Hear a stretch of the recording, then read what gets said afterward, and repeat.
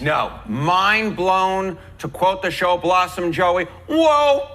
Republicans across the country are sweating today as Democrats are winning special elections in both Pennsylvania and Maine. And one of those special elections was called a Democratic victory while Trump was speaking at the State of the Union. So as Trump is talking about all the victories of the Conservative Party and the GOP and America Strong, a Democrat is absolutely annihilating a Republican in a special election.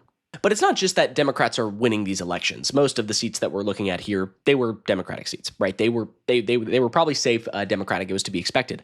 But the margins, folks, the margins are out. They're out of this world, people. They're just out of this world. On top of that, Texas voter turnout is hitting historic highs for Democrat turnout, all while the GOP falls further and further out of favor with the American public. So be sure to stick around until the end to hear all about it. And if you like this video, be sure to leave a like down below and subscribe to the channel. Okay, let's jump in. And we're going to be starting with the two special elections that happened coming out of Pennsylvania. So there are 5 open seats right now, and voters made decisions on 2 of those openings today.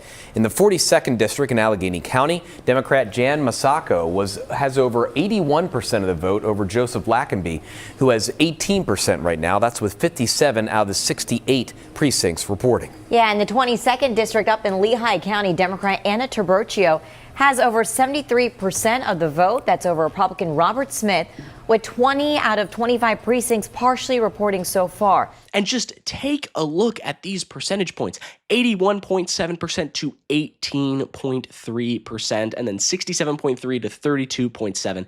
These numbers are insane. In the 42nd District, the Democrat there won by 63 percentage points, overperforming expectations by 37%, right? Harris won that county by 26 points in 2024, and now this special election Democrat is winning by 63 points, 37 points better than Harris did in 2024. Similarly, in the special election race for District 22, the Democrat won by 35 percentage points total, and this district, Kamala Harris, won by 17.5%.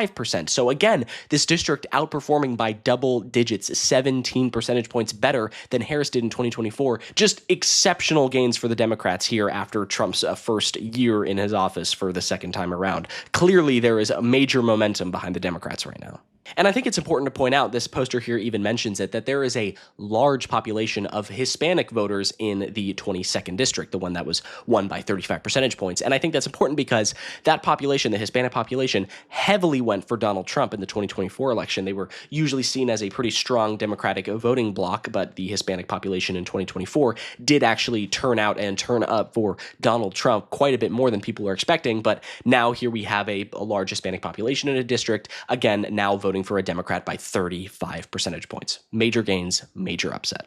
Just a huge win for Democrats and a sign that the GOP are really royally screwed come November. And if you needed any more motivation to go out and vote, especially this upcoming year, here is Mike Johnson on if Republicans lose the midterms. He needs all 4 years, not just 2, to fix the mess.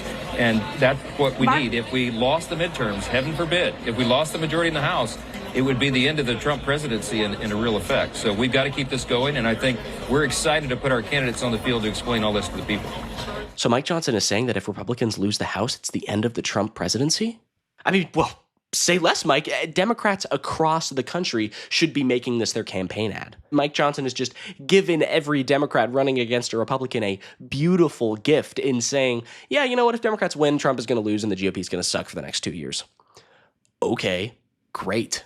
So Democrats are gaining votes in Pennsylvania, but we aren't just seeing it there, right? We're also seeing major wins for Democrats in special elections in Maine, where a Democrat won a very tight race in Lewiston County on Tuesday, where Democrat Scott Harriman won against Republican Janet Beaudoin by a vote margin of 572 to 503. Very small county, very small turnout, but I think it is super important to point out elections like this because not only is it that this is a very a small race, you know, that a lot of people maybe think that wouldn't care about, but they are important, right? They actually mean a lot. Democrats now maintain a 3-seat majority in the Maine House, and people will have Democratic leadership because 69 people came out to vote for a Democrat.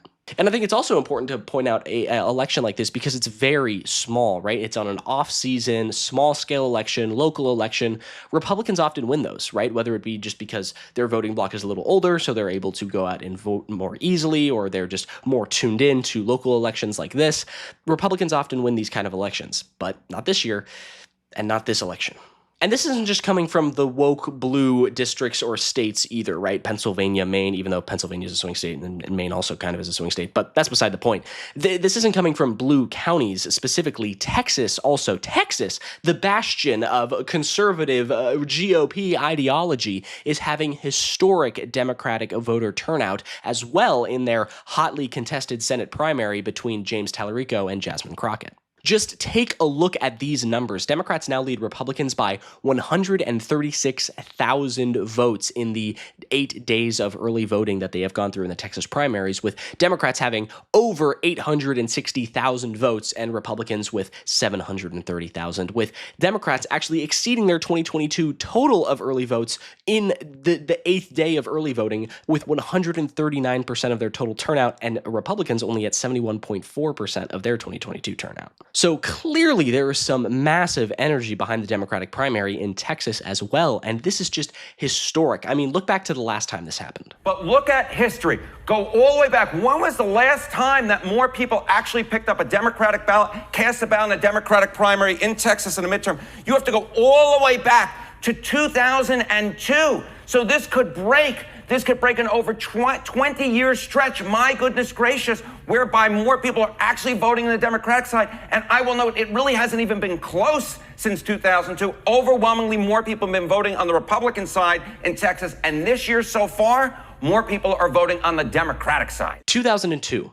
Over 20 years. And if you look at the history, every time a party has outperformed in primaries, not just in Texas, but across the country, they have gone on to win the House. Every time. Dems in 2006, Republicans in 2010, 2014, Dems in 2018, Republicans in 2022. Every single time. And now here we are in 2026. Democrats are outperforming Republicans in primaries.